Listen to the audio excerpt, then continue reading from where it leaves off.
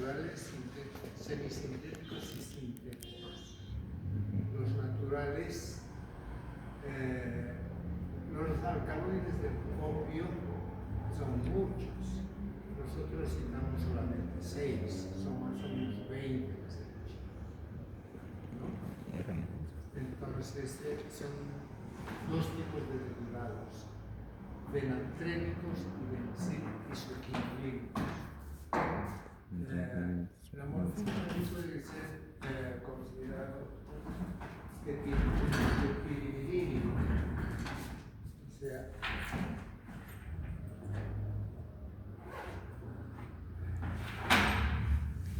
este es la penicilitis, este es el fenantrénico.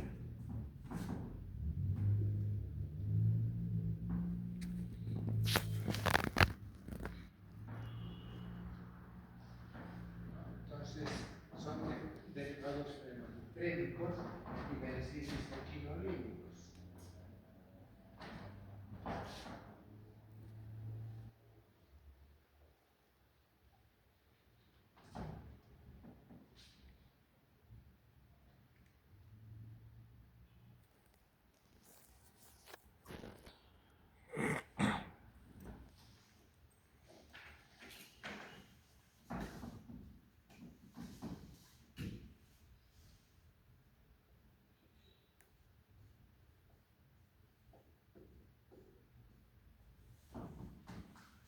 Es la isoquinolina.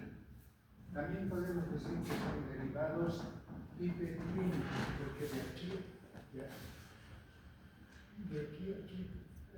viene un núcleo así.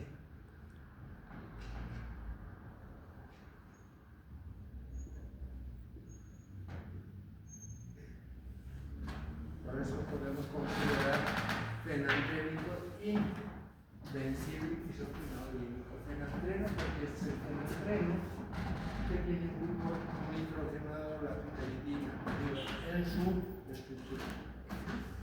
Entonces, ahora vienen los semisintéticos.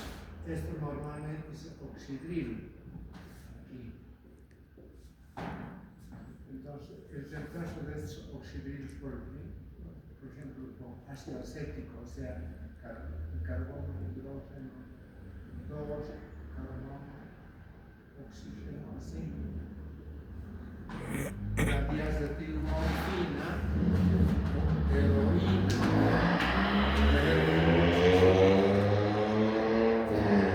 entonces, ahora tenemos otros derivados que son también semisintéticos, la oxicodona, después tenemos la acetilmorfina, después tenemos la nalorfina, que es antagonista, ¿no? Entonces, esa es la estructura química. Y los sintéticos son, como su nombre indica, sintéticos, ¿no? Que pueden clasificarse, digamos, de acuerdo a su origen, ¿no? De acuerdo a su origen, los sintéticos podemos decir la difenilpiperidina, por ejemplo.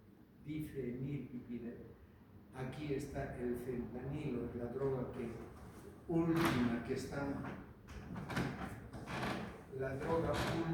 está de moda en los Estados Unidos, ¿no? ¿Han escuchado?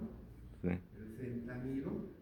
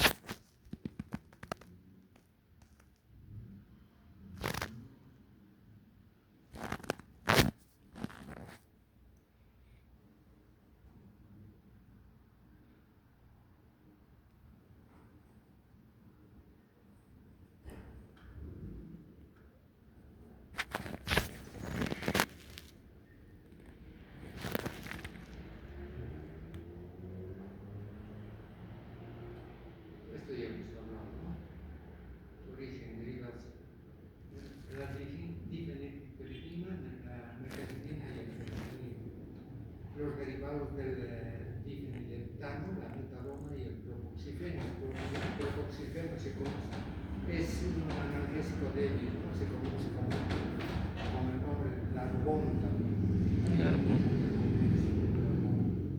Los derivados del benzomorfano, la pentosacina o sosegón, del morfinano, el levalorfano y el dextrapropoxifeno.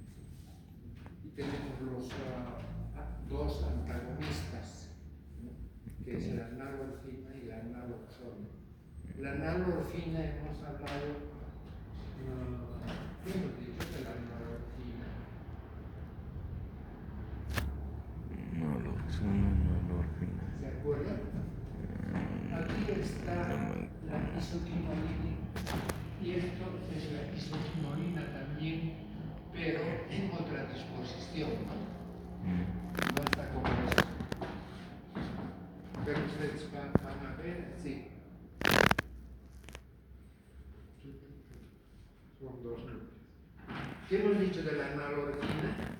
¿Cuál es la acción de la nalorfina? Cuando estuvimos llevando qué? Acción dual, ¿no? ¿Qué es la acción dual? Que tiene dos acciones. La nalorfina se comporta como agonista y antagonista, por eso decimos que tiene acción dual. Cuando se comporta como agonista y cuando se comporta como antagonista, dependiendo cuál de los dos está en mayor proporción, ¿no? Sí. Si está en mayor proporción la morfina y se le da nalorfina, que tiene las mismas acciones pero débil, entonces contrarresta, ¿no? Tiene acción antagónica. Pero si es al revés, potencia. Entonces tiene dos acciones. Se comporta como agonista y antagonista, hemos dicho, ¿no? ¿Se acuerdan o no se acuerdan? Sí. Entonces, en cambio, la naloxona es un antagonista puro de la morfina, no tiene acción dual, ¿no? Bien, mecanismo de acción. En cuanto al mecanismo de acción, produce cierta depresión del sistema nervioso central. ¿Por qué produce esta depresión del sistema nervioso central? ¿En qué circunstancias va a producir esta depresión del sistema nervioso central? Produce sueño, ¿verdad? Sueño, después analgesia, después depresión respiratoria. Todas esas cosas por depresión del sistema nervioso central. ¿Cómo es la acción de los anestésicos locales? ¿Cuál es el mecanismo de acción?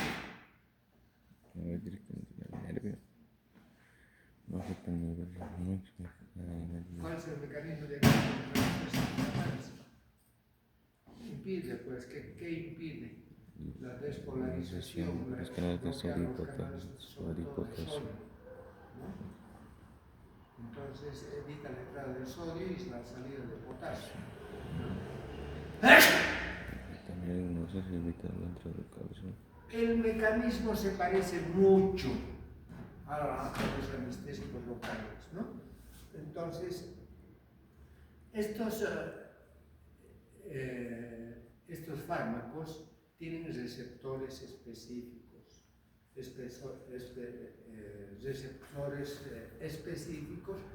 que recién han llegado a identificarse, porque no se identificó hasta el 75, no se identificó todavía estos receptores. Cuando yo estaba empezando a estudiar, a enseñar farmacología, entonces no se conocía todavía, digamos, esto de los receptores. Entonces empezamos un poco a hacer una investigación bibliográfica y ahí, era el 83, del 75 al 83, no había todavía, digamos, estudios muy concluyentes, ¿no? Tal vez en otras universidades del exterior están, pero nosotros estamos empezando. Entonces, ahí se dijo que se identificó los receptores y se dijo que eran receptores específicos para cierto tipo de proteínas, ¿no? Sobre todo de péptidos, y se les dio el nombre de encefalinas, endorfinas, ¿no? Que producían cierto grado de analgesia y así más o menos se explicó las vías descendentes y el bloqueo del dolor en forma normal o más que no normal, sino natural, ¿no? Nosotros sin tomar ningún fármaco podemos bloquear el 100% de los impulsos nerviosos. Entonces, ahí se identificó estos fármacos.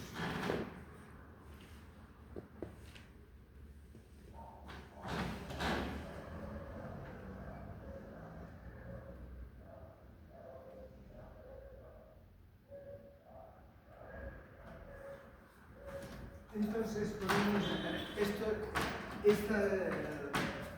estos péptidos son de tres tipos, ¿no? Las que corresponden a la propia melatonocortina, que van a producir endorfina B, más la hormona melanocortina estimulante, la MSH,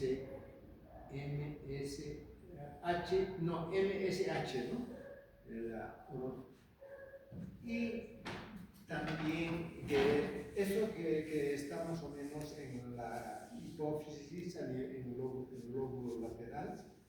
Y después las endorfinas y la MSH o la también se segrega esta en la hipófisis anterior, ¿no?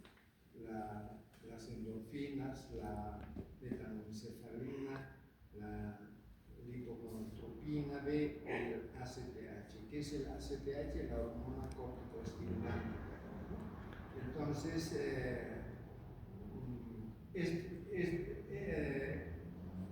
este precursor, esta propia melanocortina, que es un péptido, va a producir, digamos, este tipo de endorfinas. Ahora, los derivados de la preencefalina, que se encuentra en la proteína y en la corticocortina también estimulante, que se conoce el POMC, que se conoce también o es la abreviación de pro-opiomelanocortina, y también la hormona melanocortina estimulante, o sea, el POMC y el MSH. Y los derivados de la protimorfina, que son precursores de la dinorfina, A, B y la neuroendorfina, que son todos estos péptidos que se producen a nivel del sistema nervioso central y sobre todo en la hipófisis anterior, ¿no? La POMS se localiza sobre todo en el núcleo arqueado del sistema límbico. Después de la proencefalina, que en el asta dorsal del hipocampo y la corteza cerebral. Lógicamente que también esto se produce a nivel de qué, ¿dónde hemos dicho? A nivel de Acá. los astas.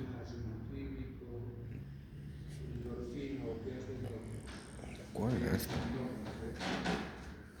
A nivel, entonces, sustancias se van a formar tanto en la médula como en el sistema nervioso central. ¿Cuál es la acción? ¿Ah? ¿Cuál es principalmente la acción? Pues evitar la despolarización. Producir sueño, ¿no? Impide El la mecanismo de conducción nerviosa. Pero el mecanismo, digamos, en el anestésico local, la despolarización. En este caso es más o menos similar. Entonces tenemos diferentes tipos de receptores, ¿no?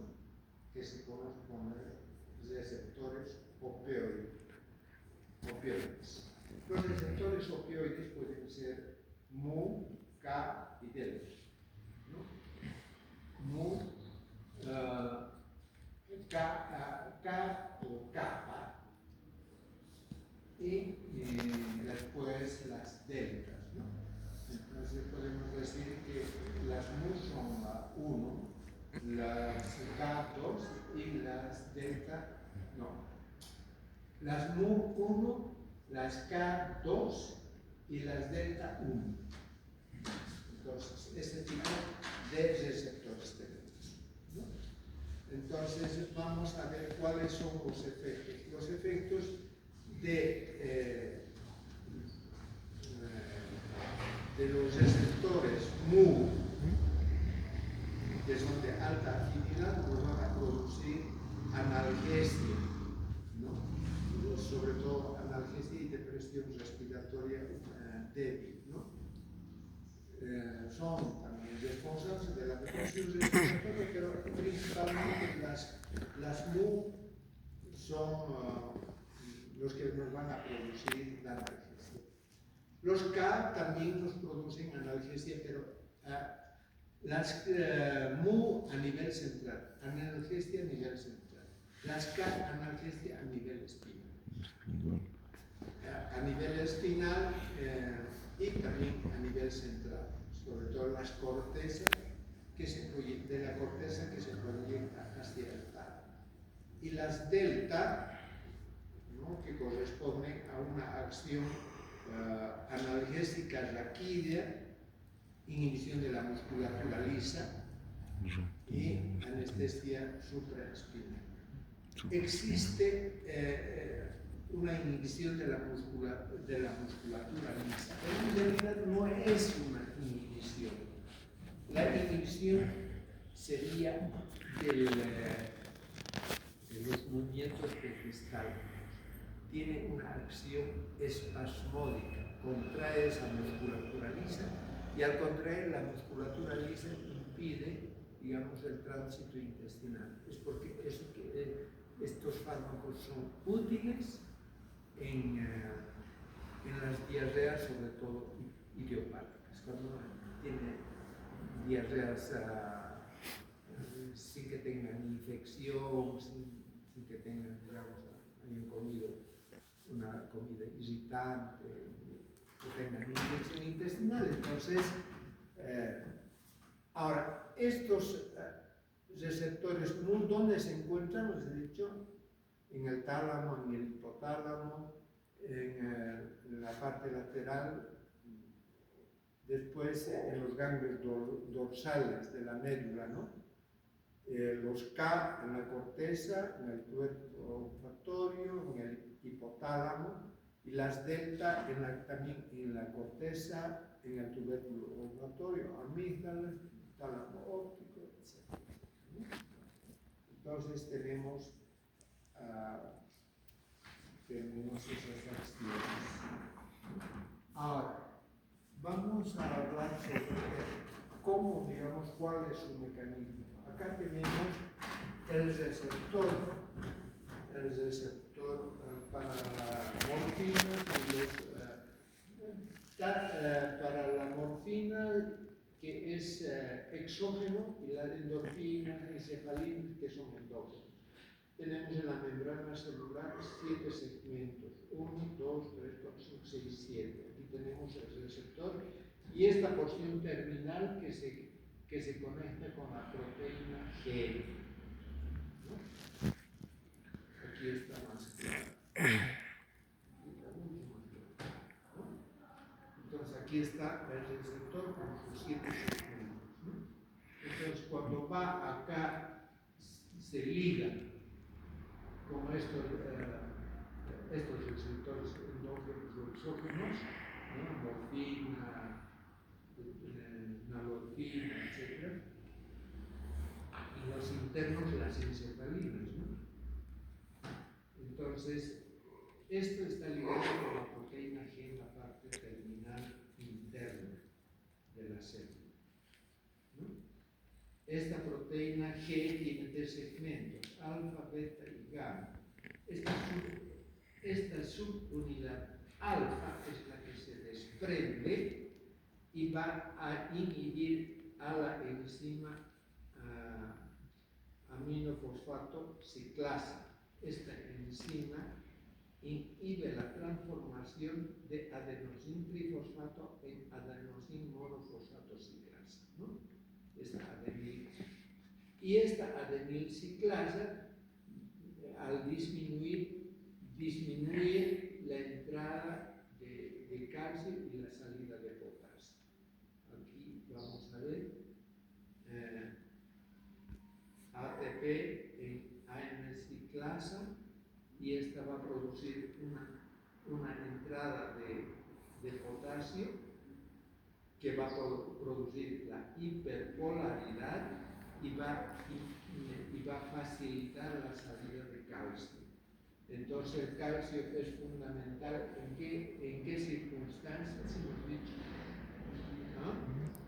Cuando se va a producir el impulso nervioso, entonces se abren los canales de calcio, viene sodio y potasio, y en la parte terminal abren los canales de calcio y se va a producir, digamos, la liberación de las vesículas esas, ¿no? Que se conocen con el nombre de PULs, PUL 1, PUL 2, PUL 3, Piscinas. o sea, las piscinas donde está la acetilcolina y la adrenalina, ¿verdad? Sí. Entonces, en este caso, digamos, produce un efecto más o menos similar. No es idéntico, pero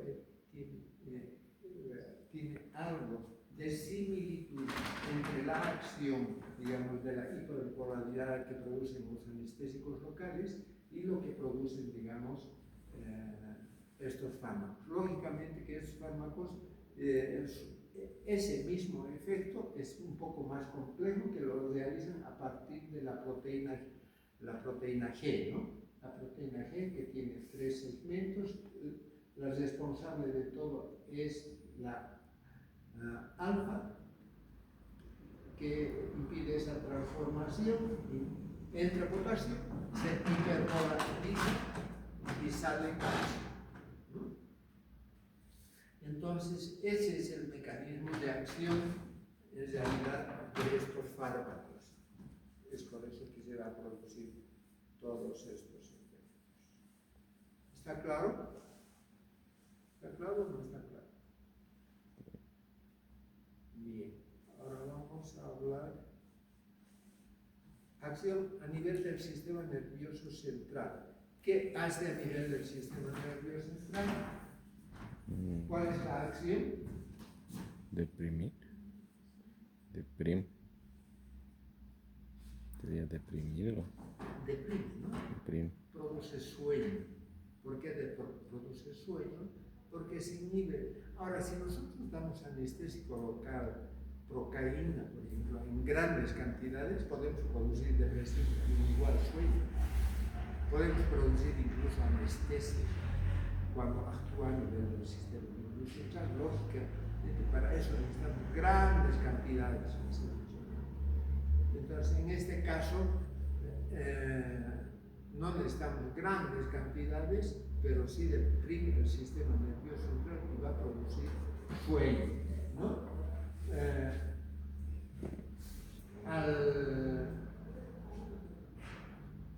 A la acción principalmente es por bloqueo de la síntesis de los transmisores químicos. ¿Cuáles son los transmisores químicos?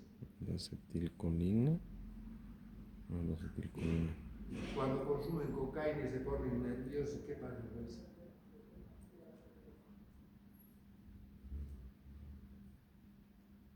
se segrega harta adrenalina y se impide su metabolismo, ¿no? Por eso nuestro nervioso hay mucho transmisor químico, ¿no?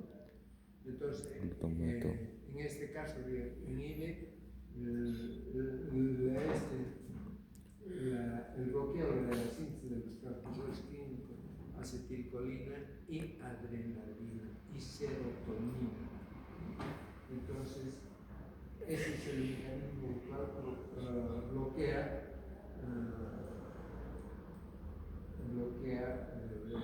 el sistema nervioso. Ahora, ¿cómo produce analgesia? ¿Por qué se produce? Porque deprime específicamente, ¿no? Sin hacer dormir totalmente, como en la anestesia, bloquea o tiene una acción analgésica total, ¿no? ¿Por qué tiene esta acción analgésica total? Porque actúa sobre los tres componentes del dolor. ¿Cuáles son estos componentes del dolor? Una, la reacción psíquica, el sueño y eleva el umbral doloroso. Entonces, bloqueando esos tres componentes del dolor, se va a producir una analgesia total. Entonces, lógicamente que los receptores que son bloqueados son el mu, delta y el kappa, ¿no? Entonces, responsables de la analgesia espinal, las deltas a nivel del sistema nervioso periférico y las terminaciones nerviosas también actúan. Bien.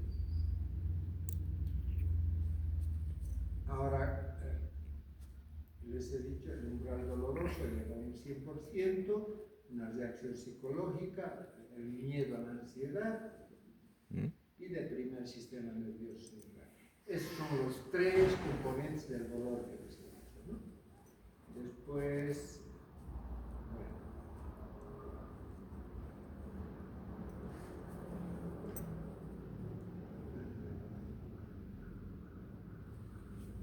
acción sobre los procesos mentales. Lógicamente que al deprimir el sistema nervioso central van a producir una disminución de las facultades intelectuales, la deambulación y la coordinación, ¿no? Entonces puede producir también trastornos psíquicos de la conducta, ¿no? Entonces esto puede ser mejorado por la endorfina o la naloxona en caso de intoxicación, que son los antagonistas, ¿no? Con dosis de 10 miligramos podemos producir ¿qué? Una acción analgésica similar a ¿qué? Al ketorolato, ¿no? O ketorolaco también. Es de 30 gramos. Entonces, a medida que se va aumentando la dosis, va aumentando también la acción analgésica. ¿Cuánto sería la acción analgésica? Entre 60 a 100 miligramos, ¿no?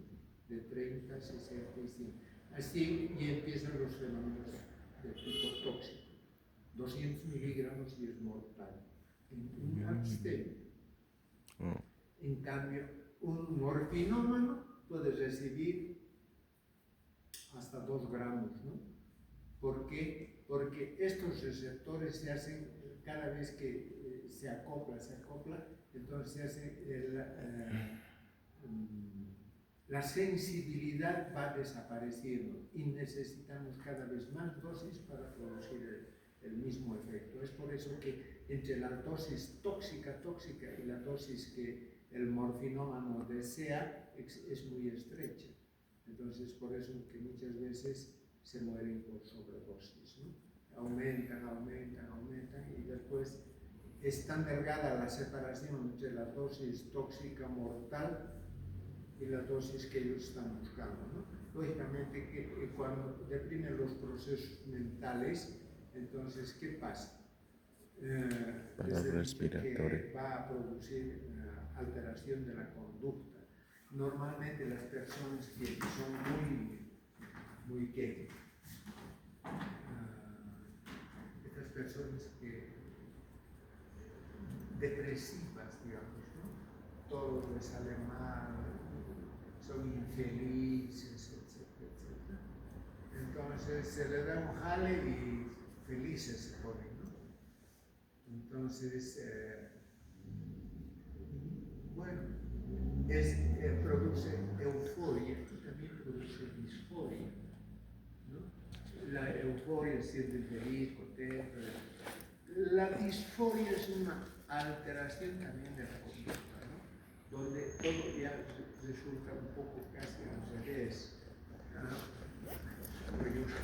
Una disforia de la identidad sexual, por ejemplo, es cuando Se cree mujer. un hombre se encuentra disconforme con ser hombre y es deseado ser mujer, ¿no?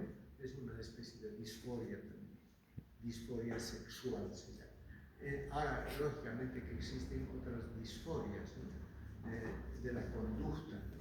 Entonces, nos va a alterar todos esos procesos mentales. Nos puede producir desde euforia a disforia y cuando está ya, digamos, el morfinómeno que lleva mucho tiempo consumiendo esto, ya se produce, digamos, una especie de esquizofrenia. Y euforia y encima ya son esquizos y pueden... entonces, ¿qué pasa? Que cuando se consume disminuye el estrés, ¿verdad? Las emociones, principalmente, ¿no? El disconfort también, todo anda mal, todo mal. Entonces, todas esas cosas disminuyen. Valió verga. Acción a nivel respiratorio. Procesos de acción a nivel respiratorio. Estos fármacos, como son depresores del sistema nervioso central, también nos deprimen el centro respiratorio. Al deprimir el centro respiratorio, la respiración se hace más lenta, más pausada. ¿Y cómo se regula la respiración normalmente? Dependiendo, digamos, a los estados fisiológicos, a la variación fisiológica. ¿Cómo es una variación fisiológica de la respiración? Variación fisiológica. Hay dos estados.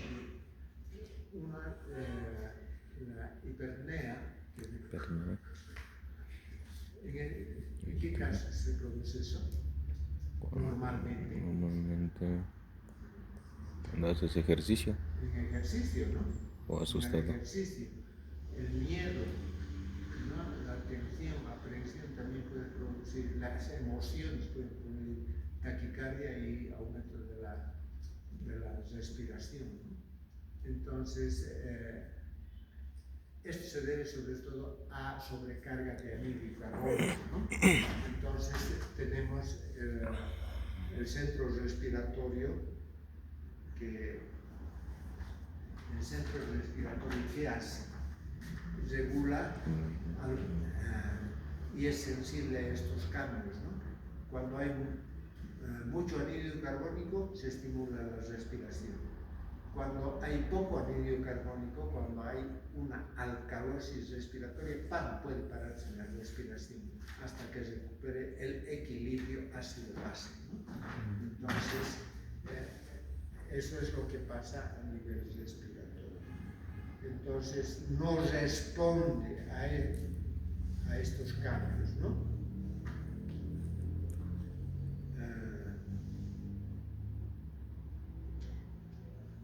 Lógicamente esto se debe a depresión del centro respiratorio que se encuentra a nivel superior a nivel del póntico cerebral, ¿no? Bien.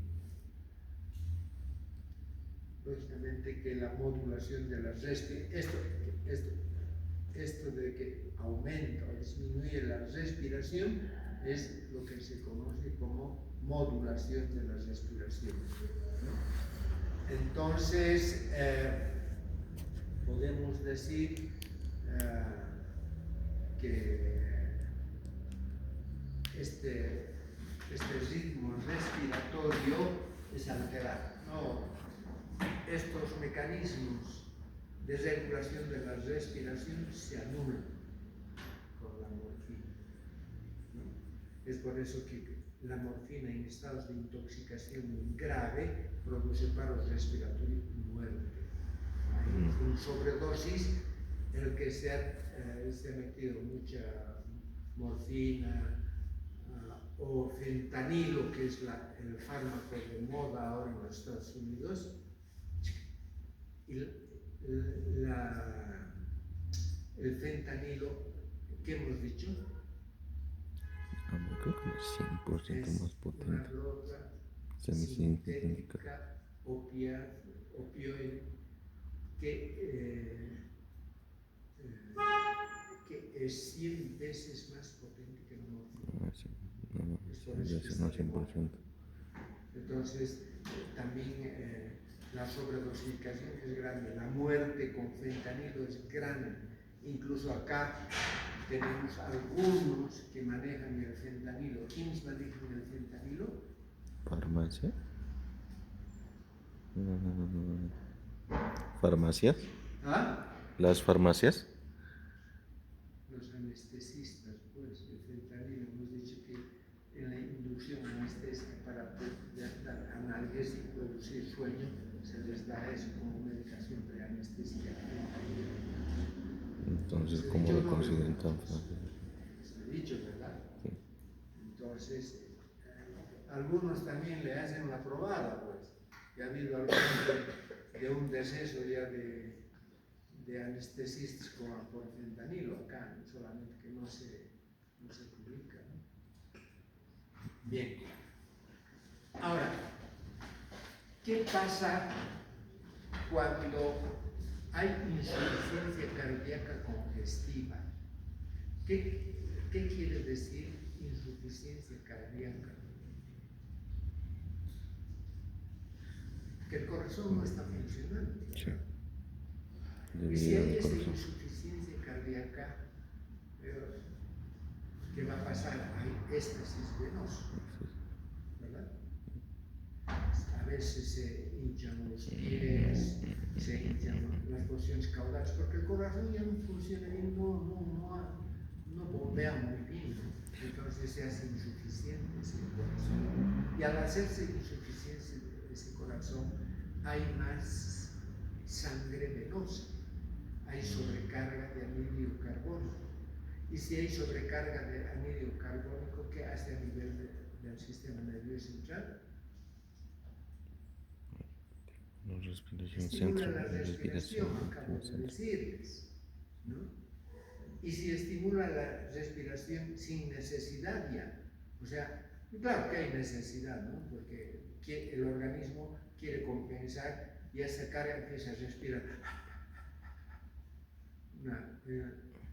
Y se produce, digamos, el que tiene insuficiencia cardíaca tiene esa sensación penosa, esa disnea. Esa disnea penosa que no está haciendo nada de ejercicio, pero sin embargo se siente cansado. Como cansado. Entonces, si nosotros damos morfina, eso desaparece. Muchas veces, cuando se produce esa disnea penosa de la insuficiencia cardíaca congestiva, ¿por qué se llama congestivo? Porque el pulmón se va congestionando. ¿Cómo se hace una respiración rápida? Se crea una presión negativa a nivel de los pulmones. Y al crear esa presión negativa entran líquidos. Entonces se dice insuficiencia cardíaca congestiva con edema de pulmón, ¿no? Entonces cuando damos morfina, eso desaparece y se alivia bastante. Por eso es un fármaco muy importante, ¿no? Ahora, también es importante que estos fármacos inhiben el centro de la tos. Inhiben a nivel del centro de la tos. Lógicamente que hay tos. La tos en sí también es un reflejo de protección del organismo. Cuando uno se está atragantando algo, cuando hay mucha secreción, digamos, por una infección viral, entonces los pulmones, los conductos traqueobronquiales se llenan de mucosa, entonces se produce tos. Pero hay enfermedades virales tales como la tosferina, donde esta tos ya es improductiva. Ya no hay nada, pero sigue produciéndose tos. Y en intervenciones quirúrgicas en las cuales hay, digamos, de abdomen, tórax, ¿no? Y que un exceso de tos puede producir una apertura de la herida, entonces se tiene que dar antitusivos. Y la morfina, bueno, tiene una acción antitusiva, pero no damos morfina. ¿Qué damos? A los niños incluso le dan. ¿Paracetamol? Codeína, bueno, jarabes de codeína a los niños que están con tos, están resfriados, jarabes de codeína les dan, ¿verdad? Cuando uno está resfriado siempre les dan, digamos, antihistamínicos, jarabe de codeína, etc. Pero el tratamiento en el resfrío sí es sintomático, ¿no? Evita la tos, evita, digamos, la fiebre, etc. Ese tipo de fármacos damos cuando hay resfrío. Entonces, es depresor de la tos, ¿no? Esto por una depresión del tallo solitario a nivel cerebral. Vamos a ver. Ahora vamos a... Otra cosa que produce a nivel respiratorio es broncoconstricción. O sea, puede empeorar, digamos, un ataque digamos, alérgico, ¿no? Y la histamina tiene acción sobre la piel, tiene acción sobre los bronquios, porque produce descarga de histamina. Produce descarga de histamina en la que va a producir, digamos, todos estos efectos, ¿no? ¿Qué hora es ya esa hora? Es -4. Entonces, a dosis altas por descarga de histamina nos puede producir broncoconstricción. Acción a nivel cardiovascular. A nivel cardíaco no modifica mucho, normalmente no modifica el corazón, pero sin embargo a dosis superiores nos puede producir una cierta depresión cardíaca, pero sobre todo va a producir vasodilatación. Vasodilatación, ¿por qué? Por descarga también de histamina. Se descarga histamina y los vasos se dilatan. Por eso les decía, la piel se hace roja, caliente. Entonces hay vaso por inhibición del sistema vasopresor, ¿no? Y por este sistema de vasodilatación, ¿qué también va a producir a nivel de la presión arterial? ¿Qué va a producir? Va a bajar la presión. Hay vasodilatación y va a bajar la presión. Hipotensión, pues. Hipotensión baja la presión. Sí. Y nos puede producir fundamentalmente hipotensión ortostática. ¿Cómo es la hipotensión ortostática? Ortostática. ¿Cómo es la hipotensión ortostática? Ortostática no conozco. De todo lo que hablamos, nada se retiene, ¿no? ¿Cómo es la hipotensión ortostática?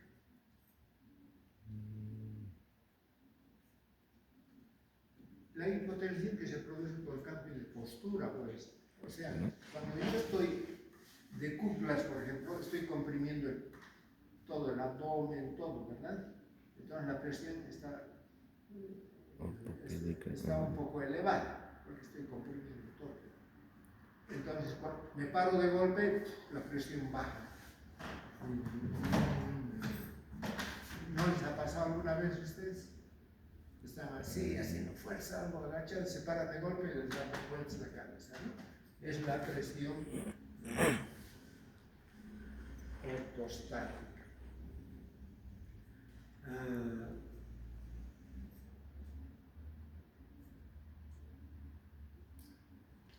Esta hipotensión y bradicardia también puede deberse a por acción a nivel central, ¿no?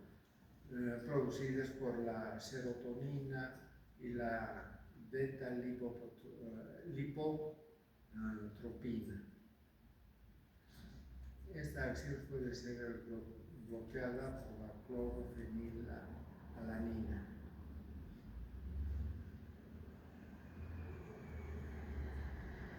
En sanos no va a producir nada en el corazón.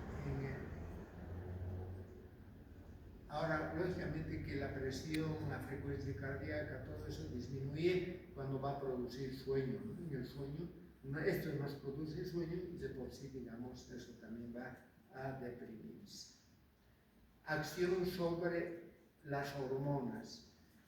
Sobre las hormonas nos va a producir una liberación de la hormona de crecimiento y la hormona antidiurética, por eso existe, digamos, una supresión de la micción, ¿no? Aunque no es total, pero después produce una disminución de las hormonas corticotrópicas, ¿no? Y gonadotrópicas también, luteinizante y folículo estimulante. Acción a nivel gastrointestinal. ¿Qué les he dicho que produce? Alteración, produce contracción, ¿no? Sí, contracción. Contracción porque altera la liberación de acetilcolina. Entonces, si hay espasmo, quiere decir que nos va a producir contracción de la musculatura lisa, ¿no? Aquí en esto existe, en el libro nos dice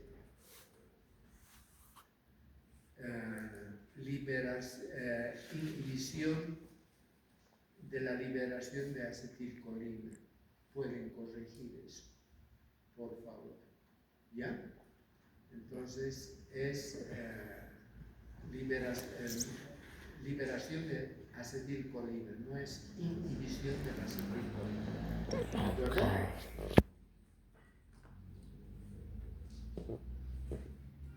Después,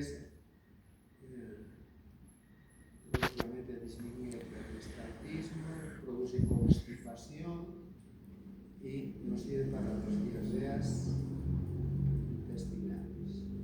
Acción sobre el tracto biliar, ureter y vejiga. Estimula la musculatura lisa.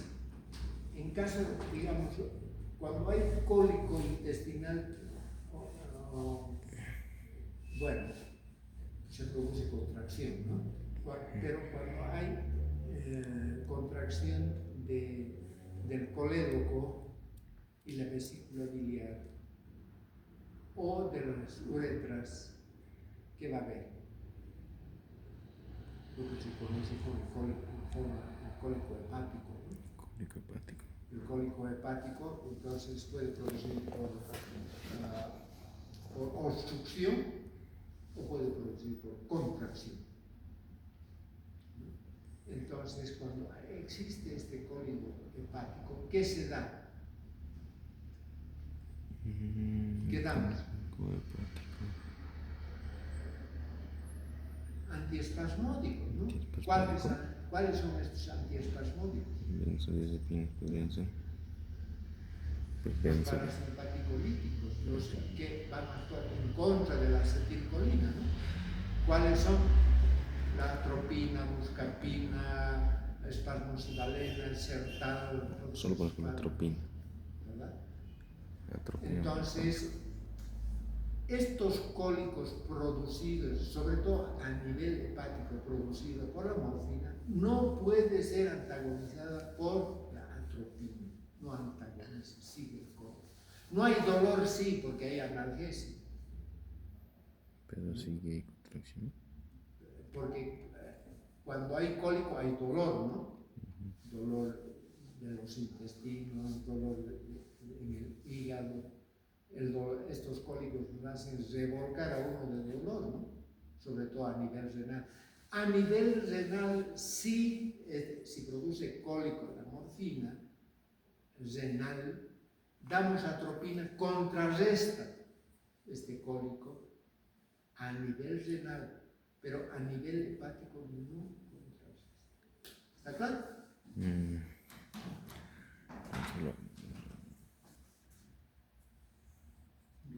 a ver, vamos a continuar. Acción a nivel del útero. ¿Qué va a provocar a nivel del útero? Contracción. Aumenta Sería contracción muscular. un poco. La musculatura uterina es lisa también, pero inhibe la contracción uterina. Retarda el trabajo de parto. Porque como inhibe, retarda el trabajo. Y también puede producir cierto aumento del tiempo de gestación. Por retardo del parto, ¿no? Disminuye la intensidad y la frecuencia de las contracciones, ¿no? Prolonga el trabajo de parto. Y acción sobre la piel, ¿qué van a producir? Esto ya les he dicho ahorita. Vasodilatación, ¿no? Al producir vasodilatación por descarga de histamina, se produce la piel caliente, roja, ¿no? Parece que se hubiera asustado alguien de derecho. Ahora, acción poikilotérmica, que va por un desequilibrio de la temperatura, ¿no? Puede producir, como hay vasodilatación, la piel se hace caliente, puede haber hipertermia. Farmacocinética, ahí vamos a quedar, ¿ya? ¿De acuerdo?